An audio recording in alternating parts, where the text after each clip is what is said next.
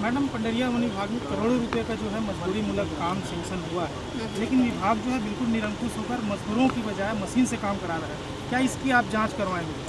देखिए, अभी आप लोगों के माध्यम से मुझे जानकारी मिली है कि कैसे ऐसे जो फॉरेस्ट विभाग के माध्यम से हो रहा है, और निश्चित ही अगर इस तरीके से गतिविधियां कहीं हैं तो पूर्णतः गलत है। उद्देश्य लोगों को मजदूरी देना है, ना कि मशीन से काम कराना है। और जैसा आप लोगों ने संज्ञान में डाला है, मैं तत्काल एक बार संबंधित अधिकारियों से बात भी करूँगी। और मुझे भी इंतज़ार है 4 तारीख के बाद जो रिज़ल्ट आएगा, 4 तारीख के बाद जब आचार संहिता ख़त्म होगी, क्योंकि पिछले 3 महीनों में कुछ चीज़ें ऐसी हैं जो मुझे भी लग रहा है कि नियंत्रित करने की ज़रूरत है। क्योंकि चुनाव विधानसभा का जब हुआ उसके कुछ समय के बाद में आचार संहिता लग गई, 2-3 महीने के बाद 1 महीने का हमारा सत्र में निकल गया। तो कुछ चीज़ें थी जो दिमाग में था कि ये करना है, लेकिन आचार संहिता के कारण हो नहीं पाया। वो 4-5 जून के बाद में जैसे ही प्रशासनिक जो ये आचार संहिता खत्म होती है, आपको धरातल पे चीज़ें दिखाई देंगी। और तत्काल जो विषय आया है, निश्चित ही इसको संज्ञान में लेकर के मैं आज ही प्राथमिकता पे उसकी जानकारी एक बार लेती हूँ। मजदूरी मूलक अगर बात करें तो क्षेत्र में किस प्रकार जो है आने वाले समय में यहाँ के मजदूरों के लिए मजदूरी मूलक काम की व्यवस्था की जाएगी?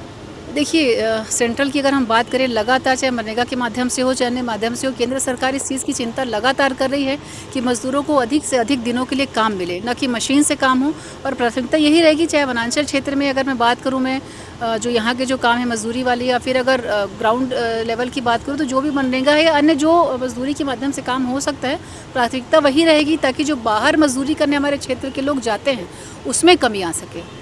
पंडरिया ब्लॉक के 24 ऐसे गांव हैं जिसको ड्राइव हो सकती है जी, ऐसे में वहाँ पर किस प्रकार की व्यवस्था है? और निश्चित ही इसके अलावा भी अन्य कई गांव हैं जहाँ पेयजल की भीषण समस्या है। बिल्कुल, आप बिल्कुल सही बात है। पंडरिया, विशेष रूप से अगर पंडरिया विधानसभा की बात करूँ, पंडरिया के लगे हुए क्षेत्रों की बात करूँ, नेऊर है, कोड़ापुरी है, नानापुरी है, इस तरीके से और जो गांव है, लगातार पानी की समस्या आ रही है। वाटर लेवल कम हो रहा है। परिस्थिति ये है कि बोर करने के बाद भी उस क्षेत्र में पानी नहीं निकल रहा है लगातार। चाहे नेऊर से भी मेरे पास अभी शिकायतें हैं कि पानी लेने 1 किलोमीटर उनको जाना पड़ रहा है। तो इसका कोई प्रॉपर एक समाधान निकालना पड़ेगा। और जिस तरीके से हमने लगातार जो बकेला वाला जो हमारा जलाशय की जो बात कर रहे हैं, या उसके अलावा कहीं पे पानी स्टोर करने की बात करें, तो इस विषयों को गंभीरता से ले करके ऊपर बात भी चल रही। मुख्यमंत्री जी से और संबंधित विभाग के मंत्रियों से भी मैंने बात की है।